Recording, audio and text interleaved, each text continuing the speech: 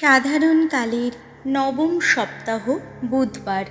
প্রথম পাঠ শিষ্য তিমথির কাছে প্রেরিত দূত পলের দ্বিতীয় পত্রের আরম্ভ।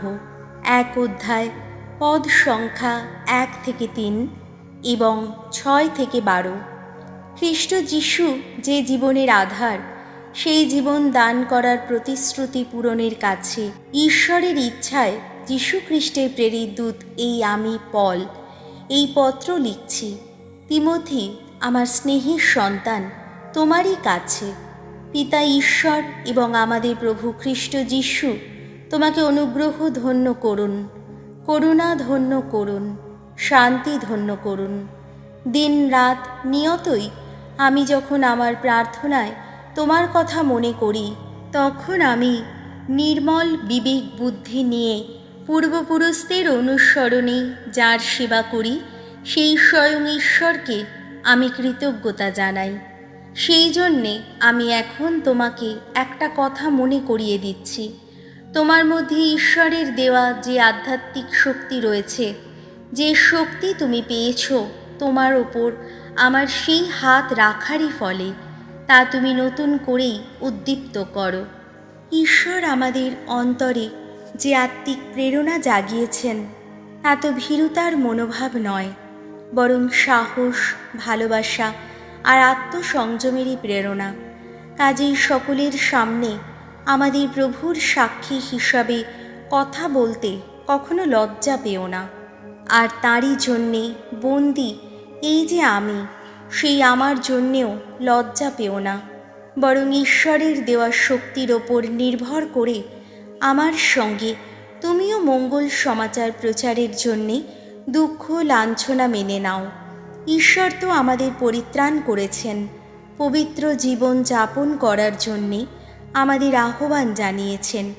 তিনি যা করেছেন তা আমাদের কর্ম সাধনা দেখে নয়, বরং নিজের সংকল্প মতো নিতান্তই অনুগ্রহ করেই তিনি তা করেছেন।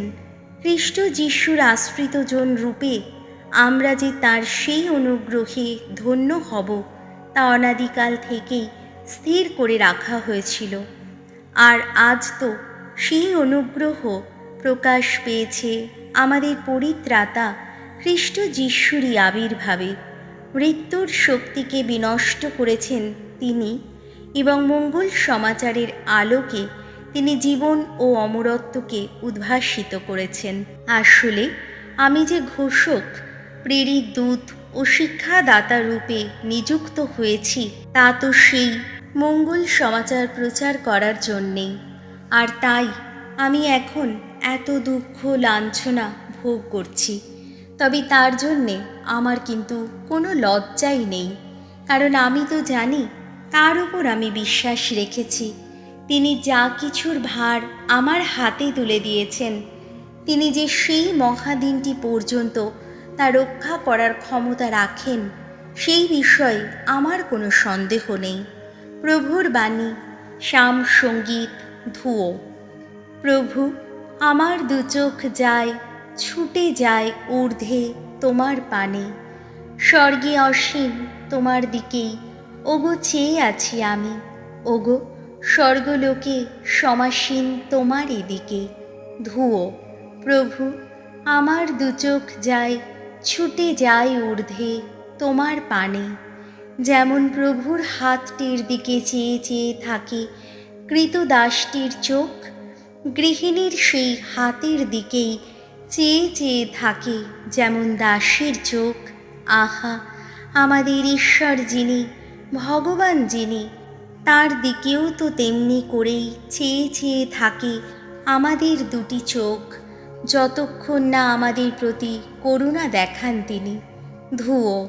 প্রভু, আমার দু চোখ যায়, ছুটে যায় ঊর্ধ্বে তোমার পানে। বাণী বন্দনা। জয় জয় প্রভুর জয়। আমি পুনরুত্থান, আমি জীবন। আমার মধ্য দিয়ে না গেলে কেউই পিতার কাছে পারে না কো যেতে। জয় জয় প্রভুর জয়। মার্ক রচিত মঙ্গল সমাচার, 12 অধ্যায়, পদ সংখ্যা 18 থেকে 27। একদিন কয়েকজন সাধুকী যিশুর কাছে এগিয়ে এলেন।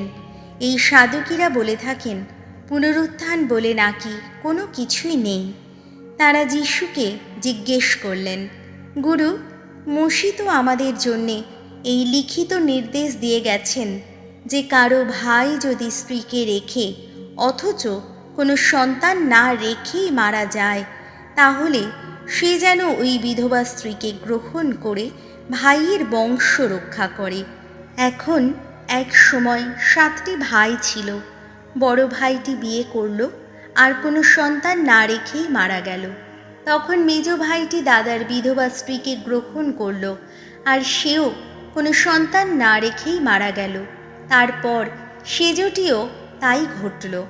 শেষে দেখা গেল সেই 7টি ভাইয়ের কেউই কোনো সন্তান রেখে যায়নি, আর সকলের শেষে সেই মেয়েটি নিজেই মারা গেল। তাহলে পুনরুত্থানের সময় তারা সবাই যখন পুনরুত্থান করবে, মেয়েটি তখন তাদের কার স্ত্রী হবে? তারা তো 7 জনই ওকে বিয়ে করেছিল। যিশু উত্তর দিলেন, আসলে আপনারা শাস্ত্রের অর্থ বোঝেন না, আর ঈশ্বরের শক্তি যে কতখানি তাও বোঝেন না। সেই জন্যে আপনারা এমন ভুল ধারণা নিয়ে বসে আছেন। কেননা মানুষ যখন মৃতদের মধ্য থেকে পুনরুত্থান করে, তখন কেউ তো বিয়েও করে না, কারো বিয়েও তো দেওয়া হয় না, বরং সবাই তখন হয়ে ওঠে যেন স্বর্গদূতদেরই মতো। এবার দূতেরা যে পুনরুত্থিত হয় সেই প্রসঙ্গেই আসা যাক। আপনারা কি কখনো মসির বাণী গ্রন্থে জ্বলন্ত ঝোপের সেই কাহিনীটির মধ্যে এই কথা পড়েননি যে ঈশ্বর মসিকে তখন বলেছিলেন, আমি আব্রাহামের ঈশ্বর, ইসাহাকের ঈশ্বর ও যাকবের ঈশ্বর। ঈশ্বর তো মৃতদের নন, জীবিতদেরই ঈশ্বর। সুতরাং আপনাদের ধারণাটা পুরোপুরি ভুল। প্রভু যিশুর মঙ্গল সমাচার।